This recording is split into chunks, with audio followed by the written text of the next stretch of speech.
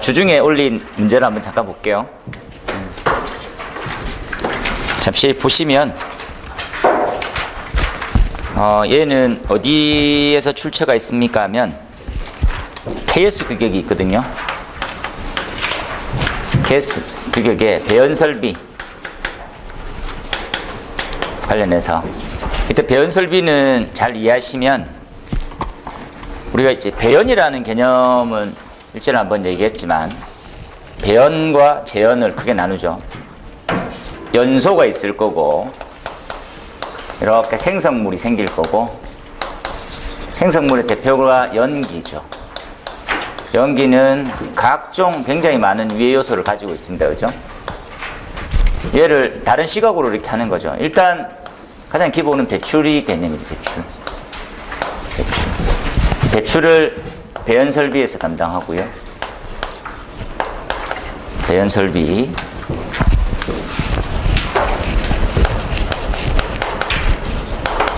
얘네는 순수하게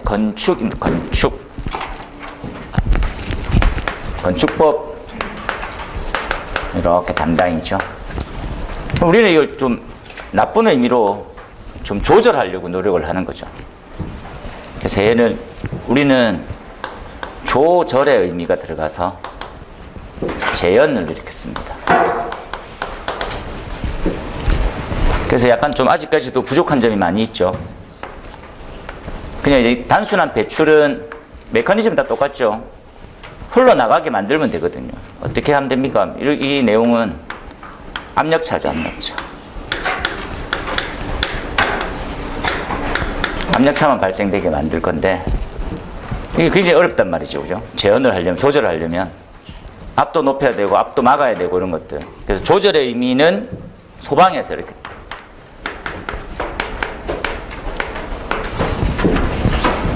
근데 이걸 이렇게 하고 기계에서도 같이 하고 있죠. 기계에서 보면 우리 하는 짓이 너무 우스운 거예요. 어떤 의미인지 아시겠습니까? 그러니까 기계가 훨씬 더 이런 학문이 오래됐어요. 학문이 더 상세하게 다 돼 있어. 근데 우리는 얇아. 폄하하면 안 되는데 얇은데 하는 척을 자꾸 해야 되거든. 그죠? 그래서 이 조언을 많이 받아야 되는 거죠. 뭐하고 좀 비슷합니까 하면 우리가 지금 R형 이렇게 막 하잖아요. R형. 그리고 이제 R형 수신기 등 돼서 통신, 저 무선 통신 이런 거 쓰잖아요. 예. 이게 소방에서 이렇게 막 깔짝거리고 있지만 통신공학적인 측면에서 보면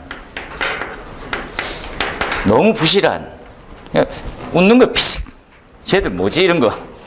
우리를 약간 낮게 보는 거죠. 마찬가지입니다, 이렇게. 근데 우리는 약간 곤조, 그럼 무슨 말을 하죠? 곤주어를 했다 되나? 존심이 있죠. 야, 우리 이제 하면서 테스트도 한다, 이렇게 TAB 이런 거 하잖아. 그러니까 우리가 하고 있는 말이 이런 겁니다. 화재 발생했을 때 압력에 관계돼서 화재를 니네 모르잖아, 이런 막 얘기하는 거야. 근데 원리는 다 이거거든. 이 관련해서는 이 동네가 훨씬 잘합니다. 공조 분야가 훨씬 더 우리보다 뛰어나죠. 그건 뭐 인정하고 인정해야지. 그래서 조언을 많이 듣고 제일 좋은 걸로 맞춰가야 되는데 이게 단순한 형태고 화재를 동반하고 이런 차이를 약간씩 좀 언급하긴 했어요. 이렇게 이제 밑배경을 깔고 그래서 한번 정리하는 거죠. KS에 대한 배연은 건축이나 기계 쪽에서 이제 참고하고 있습니다. 여기 내용들 배연 설비에 관련된 우리 교재 건축 방안에 나와 있거든요. 하고 그 중에서 예제가 있더라고요. 딱 좋아 이렇게 이런 조건이 있는 거지. 저 한번 쳐볼까요? 플래시오버 이후에 복도 등의 전시를 통해서 16.6 파스칼 있어. 그렇죠? 폐쇄된 문으로 침입한 연기가 전실 안으로 2배 확산한다고 가정하면 그러면 복도에서 전실 쪽으로 그죠? 예. 문 한 짝 기준으로는 얼만큼 나오겠냐, 발현량 이렇게. 그래서 주어져 있는 이런 문제는 조건에 맞춰서만 푸셔야 됩니다. 내가 이렇게도 할 수 있지 않습니까? 라면 주어진 조건이 있으면 조건에 충실해서 푸는 연습을 계속 많이 하셨으면 좋겠어요. 이거 나와 있죠? 요 조건으로 갈 거지, 이렇게. 그리고 이제 이게 지문 조건은 들어갔어야 되는데 빠졌어요. 빠진 게 뭐가 있습니까? 이거 비중량. 그렇죠? 화면은 못 띄우고 설명은 잠깐 좀 드릴게요. 하나만 옆에다 적을까요? 이렇게. 우리 지금 이거 KS 규격이 지금 오탈자가 좀 많이 나 있습니다. 그죠? 뭐라고 적혀 있습니까? 비중량 한번 넣어볼까요? 비중량. 비중량은 연기 온도 100대일 때 0.95. 단위가 좀 오타가 나 있습니다. 킬로그램 포스가 빠져가지고 킬로그램 포스 메다 삼성.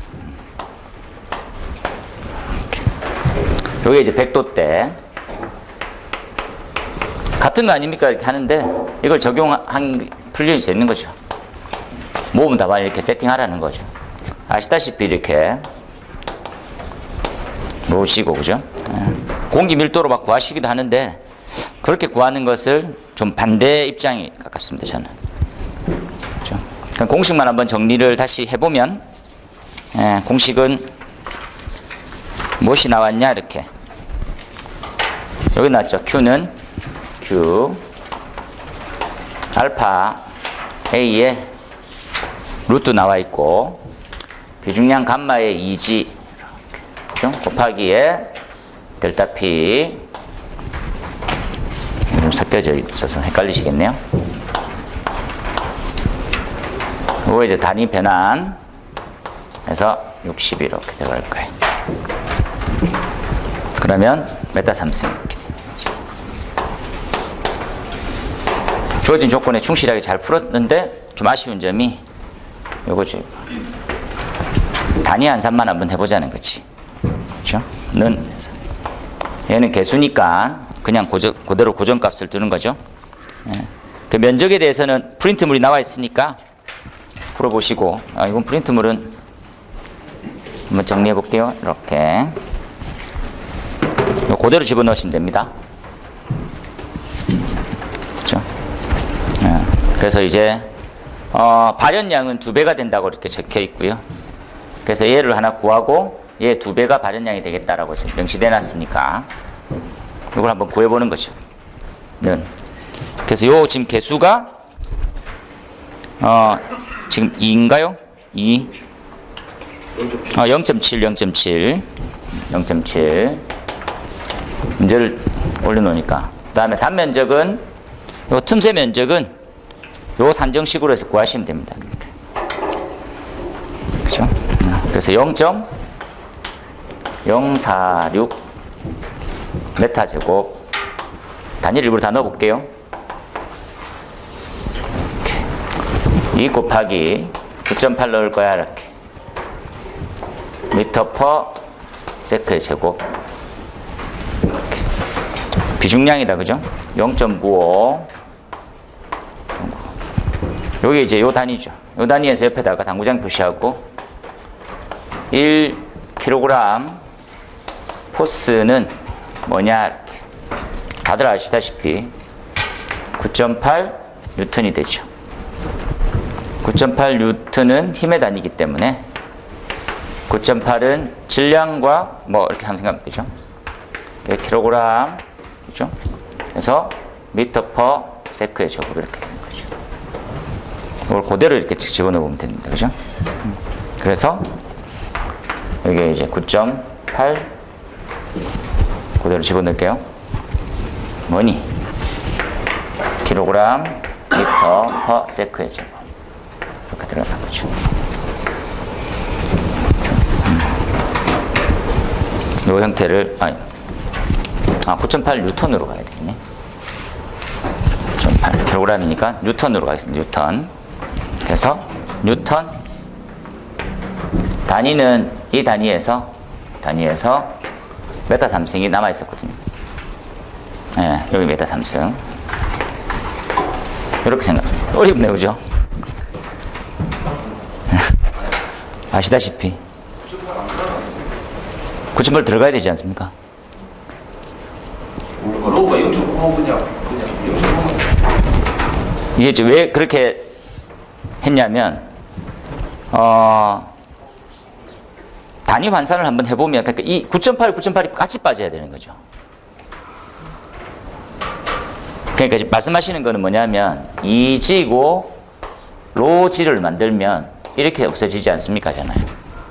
그러니까 이거는 맞는데 지금 이제 9.8을 그대로 둔 형태에서 비중량을 넣는 형태이기 때문에 단위 환산만 지금 해준 거예요. 0.95가 G를 곱한 거 봐요. 0.95가 0.95 비중량이니까 예. 곱하면 그 곱해준 값이잖아요. 그러니까 아니 이게 로지잖아요, 로지. 그 얘가 중력과 속도잖아요. 로가 밑에 0.95가 비중량이 로우지하고 들어가는 거 아니에요? 0.8을 곱해주면 되는 거예요. 근데 단위를 보면 비중량 단위가 이렇게 나와 있는 거거든. 이 단위 환산이 뉴턴으로 가야 옆에 있는 압력이 환산이 되지 않냐는 거지. 저도 이 고민을 좀 더 해봤는데 좀 헷갈리더라고. 아니 제가 이렇게 해볼게요. 그럼 여기 19.6이 나오는데 이 파스칼 단위를 뉴턴으로 해서 메다 제곱을 했어요. 이렇게. 그래서 이 킬로그램 포스를 뉴턴으로 바꿔야 되지 않습니까? 그래야지만 환산이 되겠죠. 그러려면 9.8을 곱해야 되는 게 아니냐? 아닌가요? 0.9가 들어가면 안에 로지가 들어가 있다는 거지. 그러니까 들어가지는 있는, 그러니까 그게 안 들어갔다는 말이 아니라 단위를 환산해야 되잖아요. 이건 킬로그램 퍼 메타 제곱이잖아요. 이건 뉴턴이잖아요. 반대로 그 뉴턴을 킬로그램으로 바꿔놓으면 되겠네. 그 뉴턴을 킬로그램 바꾸려면 어떻게 되냐는 거지. 뉴턴을 킬로그램 9.8로 나눠주는 것과 똑같은 게 아니냐. 그럼 9.8 나눠주잖아요. 이게 아니냐는 거지. 그리고 내일 스터디 때 다시 한번 나는 이게 아닌가? 관리사님 어떻습니까?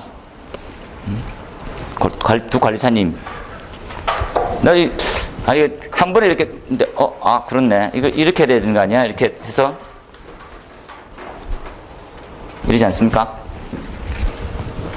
1kg 포스를 그러니까 그걸 같이 약분하듯 없애버리는 거 말고, 그죠? 같이 약분하듯 없애버리지 말고 그대로 다 넣어도 똑같은 값이 나와야 되잖아요. 그죠? 그래서 이지에 비중량을 넣었는데 비중량의 단위가 킬로그램 포스 퍼 메다 삼성이 주어져 있어요. 주어진 값을 넣은 거지. 아닌가? 맞습니다. 난 이익이지 않을까? 왜 다들 침묵하고 계세요, 빨리? 답안은 네. 9.8이었는데 답안은 틀린 거죠, 틀린 거. 틀린 것을 설명하기 위해서 제가 이렇게 오늘 내가 이제 수정하고 이렇게 말하기가 좀 그래서 같이 한번 보여드리려고. 그죠? 이렇게 돼야지 단위 환산상으로 맞지 않을까요? 그런 거지. 그러니까 뉴턴을 킬로그램 포스로 바꿔주면 바뀌는 거죠, 단위 환산이. 이러지 않을까요? 그래서 이게 언급이 나왔고, 60이, 그죠? 분단위로 다니는 형태로 나왔던 거고, 그죠? 그래서 이렇게 해야 되지 않을까요? 저는 생각을 이렇게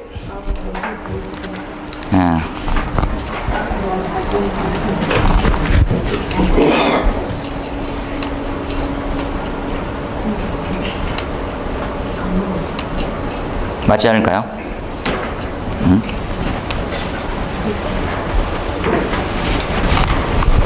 솔직히 깊은 생각을 못하고 왔네. 그죠? 그렇게 해서 이렇게 단위를 없애버리는 거죠. 이렇게. 그죠? 이렇게. 감마가 0.9를 나눠야 돼. 네. 얘 단위를 맞추기 위해서 그래 하는 거지. 그래서 이걸로 이제 우리 이제 기계교사님하고 이제 우리 준열님이 다른 답을 이제 올린 거죠. 그래서 나도 처음에는 이제 예측에 그냥 이걸 그냥 그대로 넣었는데 단위가 안 풀리는 거예요. 단위가. 그래서 그래 뉴턴 맞추고 아니 이걸 또 킬로그램 포스로 바꿔 같은 거네 이렇게 생각이 들어가지고 이렇게 푸시는 게 더 맞지 않을까요? 생각입니다. 그렇죠? 그래서 이렇게 한번 0.8을 밑에다 곱하는 건 좀 그런데요. 밑을 나누는 거죠, 나누는 거. 아니, 네. 0.95가 안 맞잖아요. 이중량이면 네. 이중량의 구성은 1도하고 중력 네. 가속도잖아요. 맞습니다, 맞습니다. 그러면 0.95에다가 실질적으로 밀도로 된다면 네. 지금 밀도로 지금 감마로 지금 공식이 나와 있잖아요. 감마로 나와 있다니까요. 감마하고 단위가 나와 있다고. 그렇죠. 감마로 나와 있잖아요. 네. 그걸 지금 그러니까 이 파스칼에서 이렇게 바꾸면 되죠, 또. 이제 파스칼을 손을 대고 네. 9.8을 파스칼에서 나누는 게 맞는 것 같은데 그게 좀 헷갈리는 게 0.5 곱하기 9.8N을 하는 것보다 0.5는 그대로 두고 19. 아니 그건 똑같다고. 그러니까 이거를 손대든 이걸 손대든 똑같은데 똑같다고. 감마하고는 다르다. 1 나누기 9.8을 했었을 때의 값이하고 똑같다는 거지. 그렇죠. 그게 파스칼 때문에 그런 거잖아요. 그렇죠. 그런 거죠. 네. 감마 때문에 그런 게 아니에요. 감마 때문에 그런 게 아니지. 그렇죠. 아니 감마의 단위 때문에 그런 거지. 그러니까 이 단위를 이걸 킬로그램 포스를 줬으니까 이걸 킬로그램 포스로 만들어 가지고 쓰시면 좋지 않습니까 했는데 주어진 단위 자체가 19.6 뉴턴 파스칼로 돼 있잖아요. 그 파스칼을 킬로그램 포스 퍼 메다 제곱으로 이렇게 바꿀 수 있으면 하면 되지. 그러니까 이걸 손대나 똑같은 거죠. 근데 0.95는 이제 놔둬놓는 거죠. 이렇게 주어진 거지. 결국은 노트 속에 있는 부분이 메타 제곱 퍼 세크 제곱이 되니까 네. 메타 퍼 세크가 나오거든요. 네, 그렇게 되죠. 이거 내일 문제입니다. 다시 또 시킬. 예. 그렇게 해서 보시면 계산 한번 해보시기 바랍니다. 답은 좀 다르게 나온 것 같더라고요. 그렇죠? 이 답도 틀리고 지금 계산기상으로 답이 다 틀리더라고. 그래서 푸는 방법만 아시고요. 근데 이제 안타까운 게 KS 규격화되어 있는 자료에도 오탈자는 많다 이렇게 안타깝게 그렇게 한번 보는 걸로 할게요. 그러면 이제 여기서 지금 주어질 때 조건에서는 좀 빠졌죠. 빠져 있는 형태가 비중량 얼마를 주어진 게 좀 빠지긴 했어요. 그런데 이제 이러한 문제는 이제 출제 오류라고 보기에도 좀 애매한 게 이거하고 유사한 형태가 화재공학 원론에 우리가 이제 이런 내용이 있었거든요. 그러니까 우리가 화재 플럼 자체에 플럼은 공기 밀도의 플럼은 2배다 이렇게 나왔었는데 근데 이상하게 T 온도를 273 플러스 80으로 해놨더라고. 이 근거는 아직 없어요. 근데 이렇게 안 풀면 틀린 거로 나와.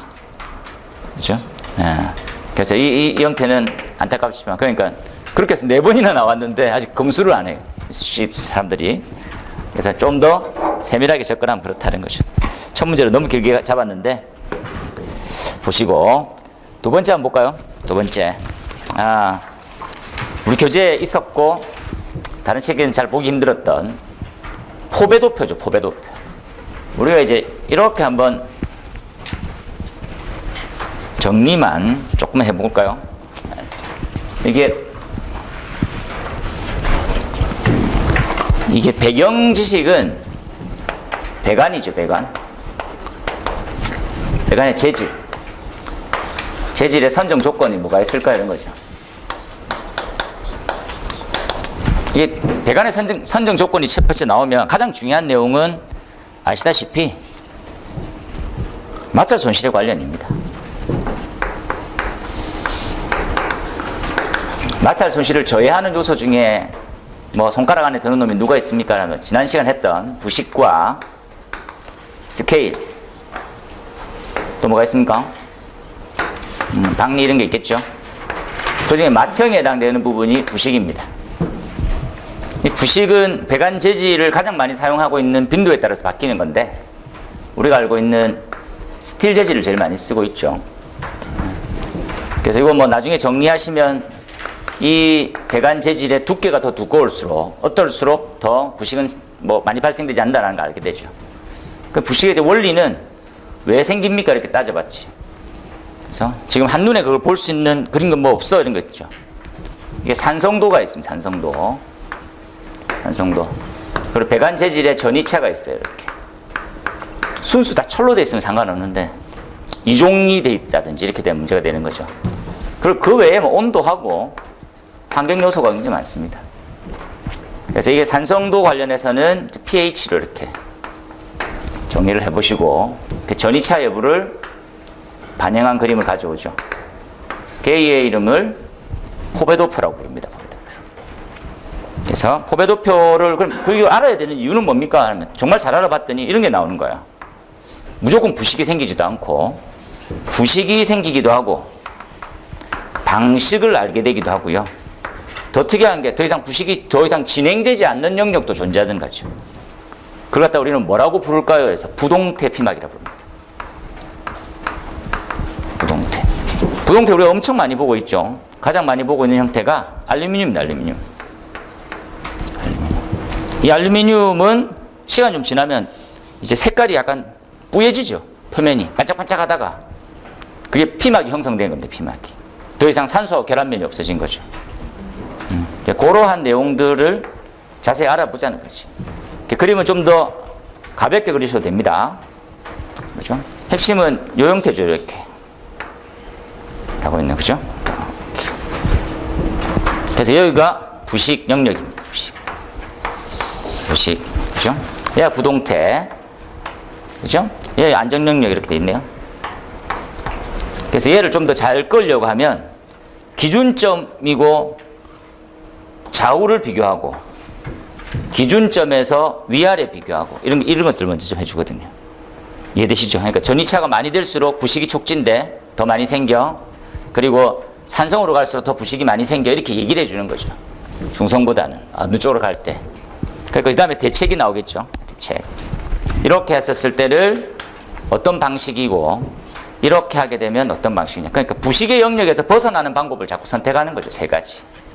이걸 알게 되자라는 게 가장 중요한 겁니다.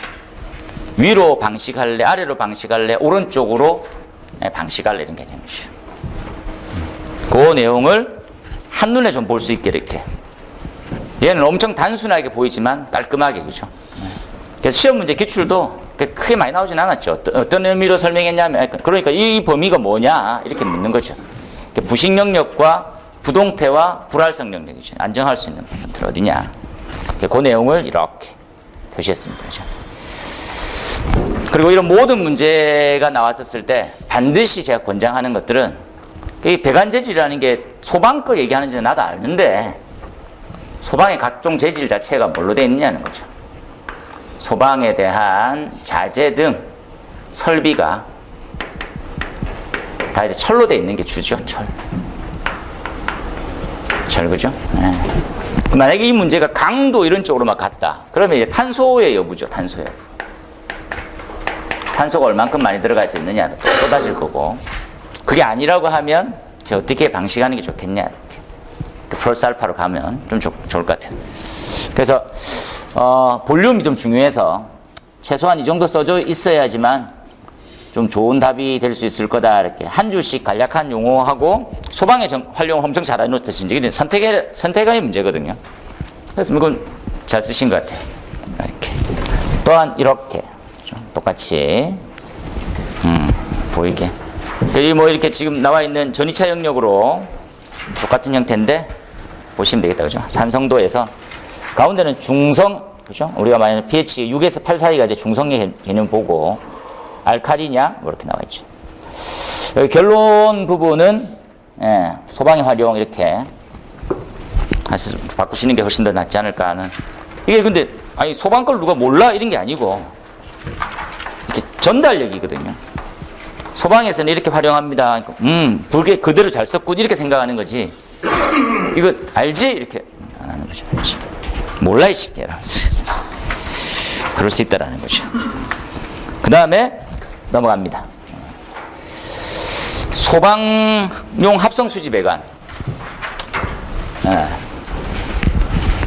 제가 이제 CPVC라고 부르는, 그죠? 요 배관 재질은 PVC라고 하는 PVC, 합성수지죠, 합성수지. 이 합성수지를 배관에 이용하는데 얘도 염소가 들어가 있고 염소를 더 추가시키는 거예요. 염소를 플러스 시킨 거죠. 플러스 알파 염소를. 그러면 CPVC가 되죠.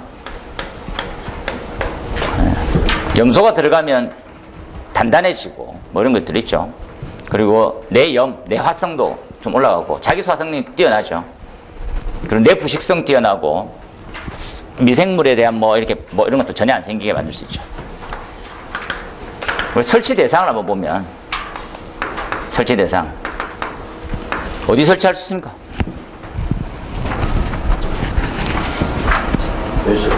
네?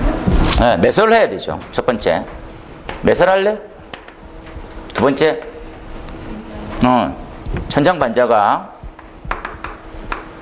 무슨 재질로? 불연, 준불연만 되죠. 불연, 준불연. 얼마 전에 또 연락이 왔더라고요.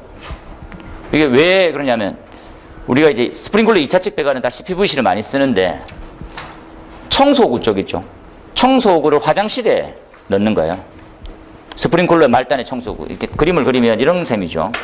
습식이고 수격은 선택이고요. 끝에 있는 이 청소구. 청소의 이 밸브를 화장실 쪽에 넣거든요. 화장실. 또 화장실의 반자는 뭘로 되어 있습니까? 화장실 반자는 그냥 PVC입니다. PVC. 얘는 불연도 될 수 없고 준불연도 아니에요. 난연 정도가 최대입니다. 그러면 이 배관은 어떤 재질을 써야 됩니까? 이렇게 나오죠. 그죠? 이 넓은 형태 다 이제 준불연을 넣었는데 이것 때문에 요를 강간으로 바꿔서 이게 엄청 많거든요. 이거 그냥 바꿔야지 이렇게 법은 그러하나 너무 힘든 거예요. 그때 이제 약간 법은 살짝 열어주죠. 야, 뭘 하면 시험을 냈죠? 뭘 하면 화재 시험을 해봐라. 그러니까 속으로 말합니까? 시험이 더 어렵다 이 새끼야. 이렇게 하는 거지. 시험을 했을 때 배관에 대해서 내화 성능이 유지가 되면 이 재질에 대해서는 문제 삼지 않겠다는 거예요. 이게 청의 공문으로 나옵니다. 근데 그렇게 해서 시험을 한 데가 많아요. 왜? 전체를 못 바꾸거든. 한 1000세대만 넣어보면 시험을 해버리는 게 차라리 낫습니다. 왜 합니까? 요 조건 그대로입니다. 물 수압 채우고 이렇게 생겼죠. 이렇게. 어떠한 가열시험 하는 거 쉽게 말해서 했었을 때 배관 내부가 유지가 돼. 정말 안 타거든요. 그러면 문제 안 삼는 거예요. 문제 삼지 않지. 그 형태의 사이트를 제가 좀 이따가 이렇게 한번 보여드리려고.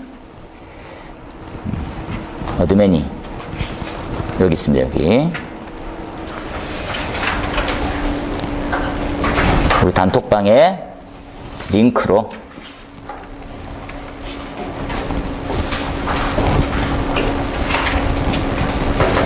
넣었습니다. 이렇게. 그 사이트를 한번 들어가 볼까요? 사이트를 이렇게. 이분 사이트입니다. 이분 사이트. 커튼 박스 등등에 대한 CPVC 배관. 이거 이슈 많이 됐었거든요. 그래서 이제 문제가 나와야 되는데, 그러니까 그 문제가 나온 척 했는데 좀 더 상세히 한번 알아보는 거죠. 쭉 보시면 이런 데 어떻게 할 거예요? 이런 데 거죠. 커튼 박스 이런 것들. 법은 요거만큼만 설치하라며. 그러게. 아, 골치 아프네. 어떻게 하지? 이렇게 보는 거예요.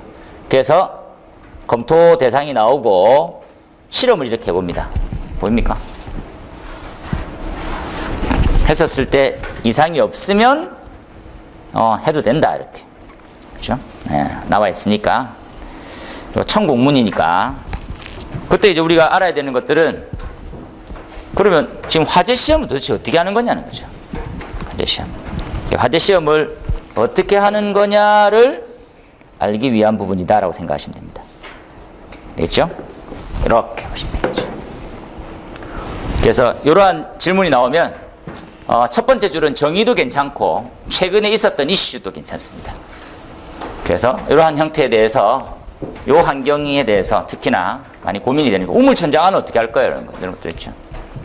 그래서 그 내용 이렇게 테스트합니다.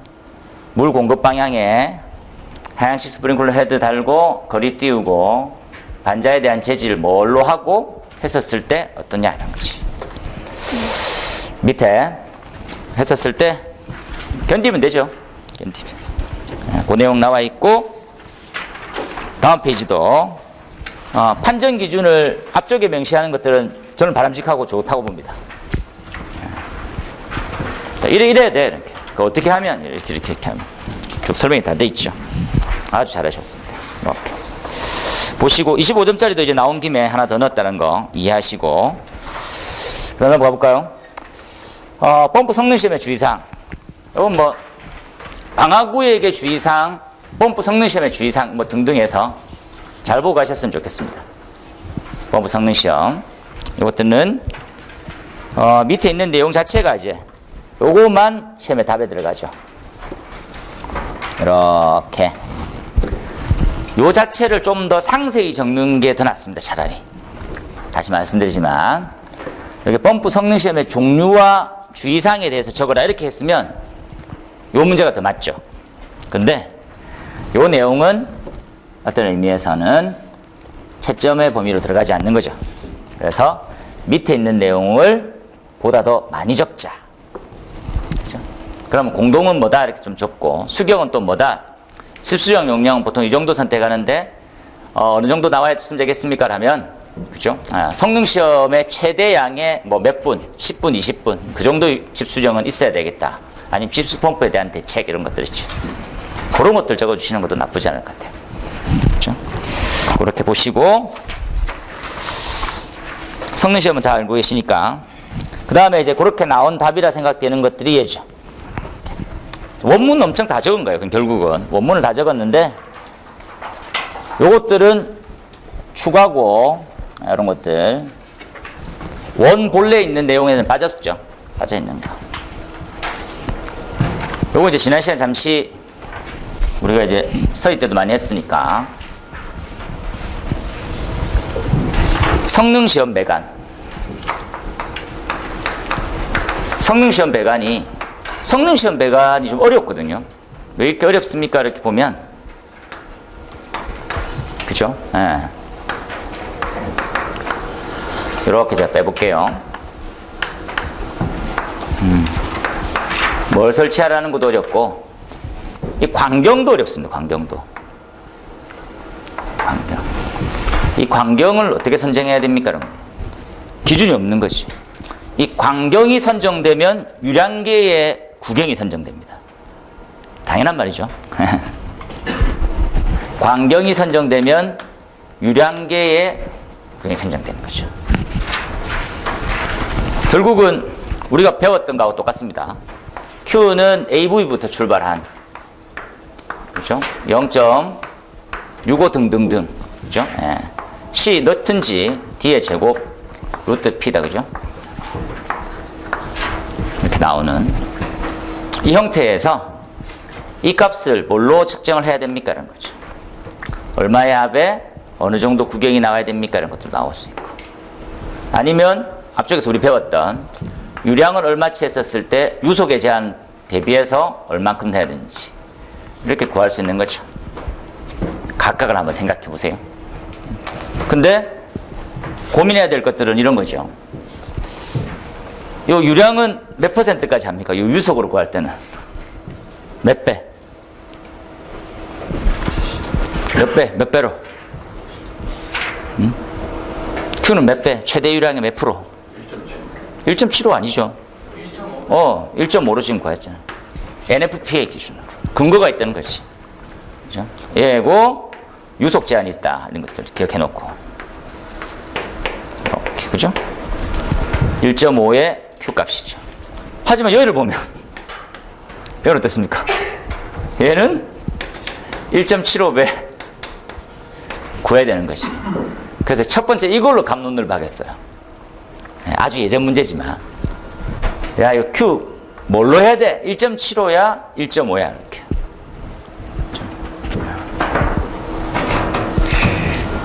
뭐가 정답이겠습니까? 1.75 해야 되겠습니까? 집에 좀 돈이 좀 많으시는 걸로 비싼 거 쓸 수 있다는 정도로 이렇게 하고, 그 다음에 이제 중요한 부분 요거죠. 이렇게, 그죠?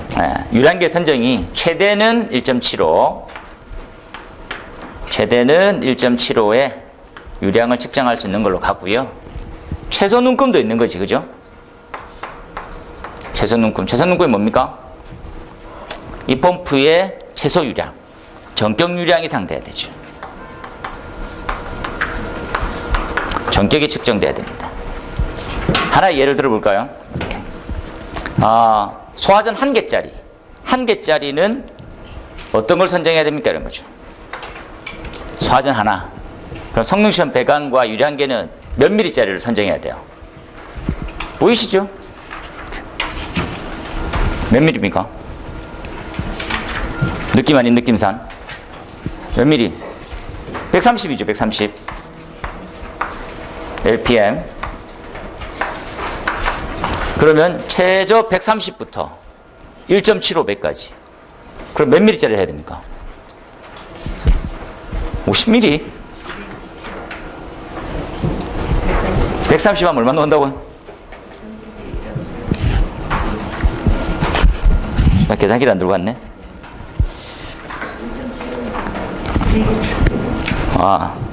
130 곱하기 1.75 227이 나오네요, 그죠? 그러니까 어떻게 해야 됩니까? 40mm로 가야 되는 거죠. 40mm. 현장에 몇 mm에 넣는 줄 아십니까? 50mm 딱 따라는.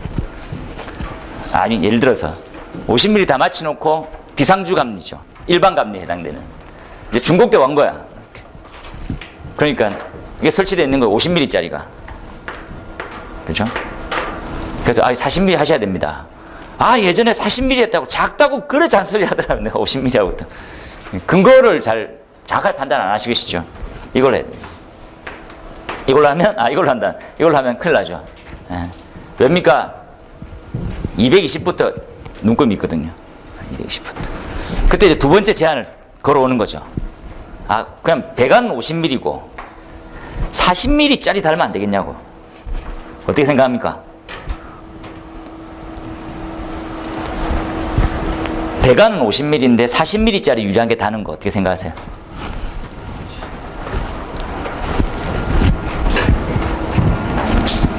어떻게 생각 안 하십니까? 학교 안 하실 거예요? 어떻게 됩니까? 어떻게? 안 될 것 같긴 하죠. 절대 다시면 안 되지. 유량계는 나중에 이제 우리가 배우겠지만, 그죠? 벤츄리하고 엄청 닮은 그런 이상 특이한 구조로 되어 있거든요. 그래서 이 광경이 적합하게 들어가져 있지 않으면 유량이 완벽하게 측정되지 않습니다. 이렇게. 그래서 결국은 이걸 하라는 거지. 다른 데 가면 80mm로 넣는 데도 있고 막 그렇습니다. 원래 하던 대로. 근데 이제 반대 의견을 내시는 분이 또 있죠. 뭐라고 합니까? 라면 이 광경은 최소 100mm 겸용이면 하라면서 이렇게 간으로도 됩니까?를 다 묻는 거예요. 그래서 여기 맞춰가지고 이렇게 해야 되는 거 아니냐고. 안 그렇습니다. 뭐만 하면 될까요? 요거 이렇게 딱 기억하세요. 최소의 전격과 최대가 1.75 측정되게. 그래서 요 답을 쓰시고 난 다음에도 같은 내용으로 추가가 들어있어야 되지. 실무적으로 조심하세요. 됐지? 그죠? 이렇게. 그 다음 비속도 한번 볼까요? 비속도 엄청 중요하지.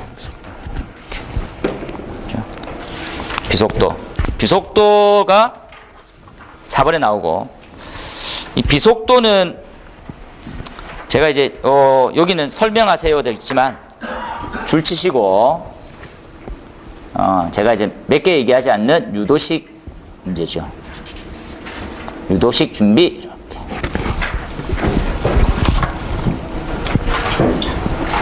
엄청 많이 나온 게 아니기 때문에 준비를 잘 해놓으시는 게 차별화시킬 수 있어요. 그렇죠? 여기는 비속도에 대한 설명만 나와 있으니까 굳이 유도를 안 하시듯이 설명해도 상관은 없습니다. 그렇죠? 주된 형태는 개념을 잘 이해하시고 적용하는 형태에 대해서 이렇게 잘 설명하셨죠. 그 다음에 상사는 뭐냐? 상사.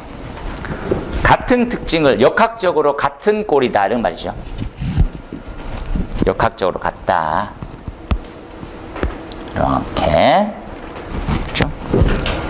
잘 이해해서 한번 봐놓으세요. 그렇죠? 엄청 중요한 내용이다라고 생각하세요. 그렇죠? 우리가 지금 쓰고 있는 펌프 조심하셔야 되는 게 펌프의 주된 형태를 전동기하고 이렇게 붙여놓죠. 이 전동기 대신에 뭐를 합니까? 라면 우리가 이제 엔진을 다루기도 하죠. 그래서 전동기 펌프, 엔진 펌프 이렇게 불러요. 이 둘 다의 역할은 뭡니까? 회전력이죠, 회전력. 회전력을 어떤 아이가 담당을 합니까? 이 펌프는 말 그대로 이제 내부 펌프 스타일의 구조입니다, 구조. 그렇죠? 그러니까 순수하게 얘는 뭘로 판단할 수 있어요? 이런 비속도를 보면 우리가 알 수가 있죠. 비속도. 회전을 주더라도 어떤 힘으로 어떻게 발견되는지 잘 아셔야 되는 거죠. 이 펌프에 대한 성능을 좀 더 올리고 싶다 이렇게 얘기하죠. 그럼 뭘 할 수 있겠습니까? 라고 하면 여기서 이렇게 고민하는 거죠. 엔진 펌프에서 전동기 하기는 힘들죠. 그죠? 그리고 전동기도 할 수 있는 방법은 뭐가 있을까요? 이렇게 보는데 전동기에서도 할 수 있습니다. 최근에는 그죠? 뭐가 있습니까? 인버터가 있죠. 인버터. 그래서 하는 게 뭡니까? 라면 첫 번째, 펌프의 성능을 높이기 위한 회전수를 조절할 수 있습니다. 또 뭘 할 수 있습니까? 동일한 회전수 때 뭘 할 수 있습니까? 라고 보면 직경을 크게 할 수 있죠. 직경. 요것들도 이제 갈 거야. 그렇죠? 이게 펌프도 아니고 팬이 될 수도 있는 거니까.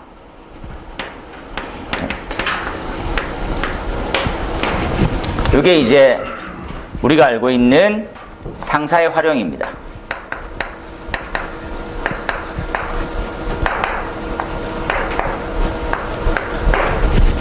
제가 엄청 자주 쓰고 있죠. 이런 계산 문제를 꼭 준비하고 있으세요. 이 공식은 당연히 알고 있다고 생각하는데 계산 문제로 나오면 진짜 힘들어요. 그렇죠? 직경에 대한 조절을 우리가 말하는 풀리 조절이라고 부르죠. 얘입니다. 얘. 회전수를 높이기 위해서. 이만큼 유량이 나오기 위해서 유량 풍량이죠. 풍량 나오기 위해서 회전수는 얼만큼 바꾸고 직경 어떻게 바꿀 수 있으냐 이렇게. 그게 주축이 되는 얘들입니다.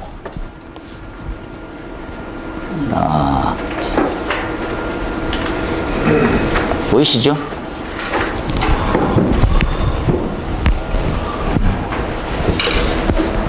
유량 올리기 위해 압력 올리기 위해서 나중에 동력은 고민하는 거죠. 요걸 이렇게 잘 하셨으면 합니다. 얘는 수업 시간에. 그 다음에 나온 형태가 비속도에 따라 가지고 효율과 동력과 양정은 어떻게 달라집니까? 이렇게. 요 문구만 그대로 집중해서. 그죠? 그래서 비속도가 어떤 개념이고 어떻게 좌우될지 비속도의 관련식과 나와 있는 거다. 그죠? 주된 게 이제 여기서 잘 쓰셔야 되는 거죠. 요 잘 쓰기가 많이 힘들어서 가장 좋은 방법은 0%에서 100%까지의 곡선으로 해서 나중에 정리하는 게 더 낫다라는 거죠. 그걸 잘 의미를 찾으셔서. 그렇죠? 지금 이제 요렇게 뭐다, X축과 Y축이 뭐다 이런 것도 꼭 체크 안 하세요. 소홀하지 마시고 꼼꼼하게. 그렇죠? 그리고 어떤 내용이다. 이렇게. 잘하셨네요. 그죠? 다음 페이지도 마찬가지고, 그 다음 넘어가서 수격과 수격 현상을 운동량과 베르누이로 정리해라. 이렇게. 이건 두 개 같게 만들 수는 있으나 큰 의미는 별로 없어지는. 요 답안 쓰는 방법이 딱 이런 개념이죠. 수격이 뭐고 운동량으로는 이렇게 풀어나가고 베르누이로는 이렇게 풀어나가는 거다. 근데 이제 우리가 요걸 조금 이제 힘들어 하실 수 있는 거 있죠. 뭘 힘들어 해서 힘듭니까 하면 우리는 이제 항상 수격의 개념을 이렇게 가는 거 아니야? 이렇게 생각하는 거죠. 이렇게, 그죠? 이렇게 가는 거하고 뭐 가로가 뭐가 달라는데 위치에는 이제 다 바뀌잖아요. 그죠? 위치가 엄청 어려워요. 그래서 예를 들어 이렇게 갈 때는 이렇게 되는 걸로 보시는 거죠. 뭐 이렇게 계산을 못 하겠다는 게 아니라 어려운 거죠, 좀. 그래서 위에 나와 있는 공식과 마찬가지인데 뭐 질량의 변화는 거의 없으니까 질량 끄집어내도 되고요. 속도의 변화죠, 속도의 변화. 속도의 변화를 이렇게 정리한 거죠. 요식 그리고 요식. 그죠? 이렇게만 보시면 더할 나위가 없이. 다음에 답도 마찬가지고. 그죠? 똑같은 말이네. 요건 빠지고 요거죠. 이렇게. 엄청 잘 해놓으셨죠? 이 정도만 쓰실 수 있어도 아주 정리가 다 됐네 이렇게 생각할 정도로 깔끔하게. 그 다음 넘어가서 보면 수격도 지금 2번 들어가 있고 뭐 이렇네요. 되게 서징은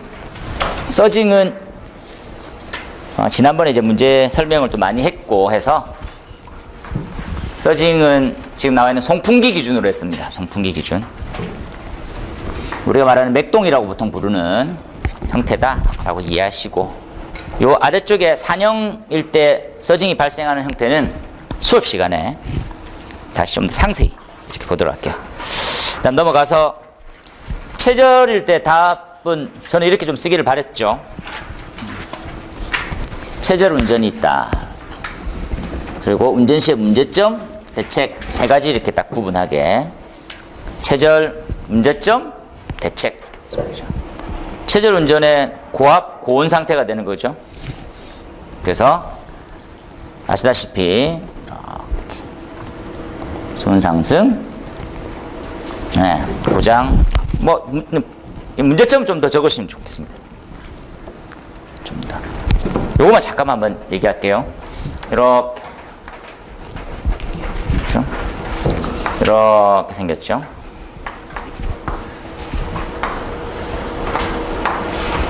이렇게 생겼습니다. 내부의 물은 고정으로 다 들어가져 있죠. 그래서 체크 밸브를 씁시다. 이렇게 해서 체크 이렇게 돼 있죠. 가압 구간은 어디냐 이렇게 생각해서 가압 구간을 제가 노란색으로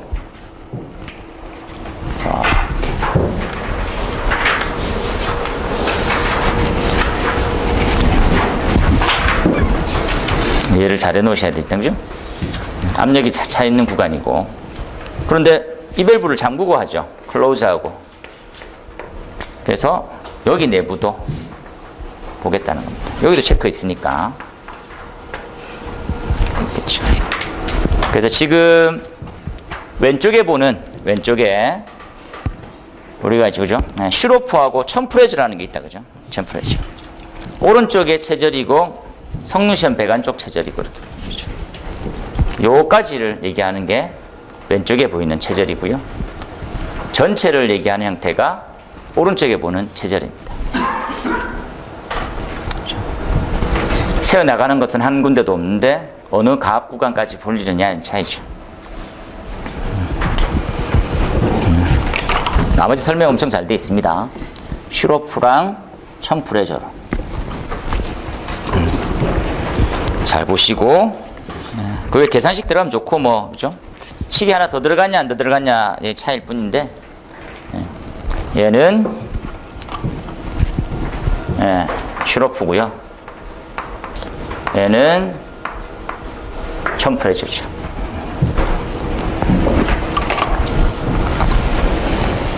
이렇게 한번 보셨으면 되겠습니다. 둘 다 엄청 잘 적으셨죠? 그 다음 압력 세팅. 이건 수업 시간에 좀 더 긴 논의를 하긴 할게요. 압력 세팅은 국내에 명료한 기준은 없죠. NFPA하고 달리. 그렇죠? 그래서 프린트물이 하나 나갔어요. 이 프린트물이 해설서입니다. 해설서. 다른 건 아니고. 해설서의 지금 프린트물 페이지가 464페이지에 펌프의 정지 기동 압력의 설정이 얘죠. 그래서 최저 압력보다 얼마 이상, 그렇죠? 스프링클러 기준으로 설정되어 있는 거죠. 요거도 한번 차근히 알아보도록 할게요. 요걸 먼저 설명했었으면 이 풀이 자체가 좀 늦어질 것 같아서. 그거하고 맞추면 조금 다른 말들도 있는데 기준도 한번 같이 한번 알아보면서 하도록 할게요.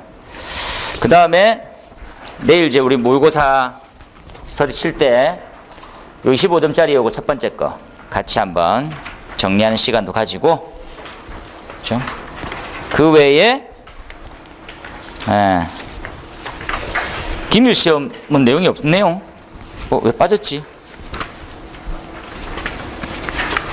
이게 인쇄가 좀 빠져있, 공동도 빠져있네요. 요거는 25점짜리 D는 제가 다시 또 수정해서 좀 올리도록 하겠습니다. 이거 좀 다 빠져있는 거. 원래 빠져있네요. 안 들어왔습니다. 죄송합니다. 요건 다시 좀 올려드리도록 할게요.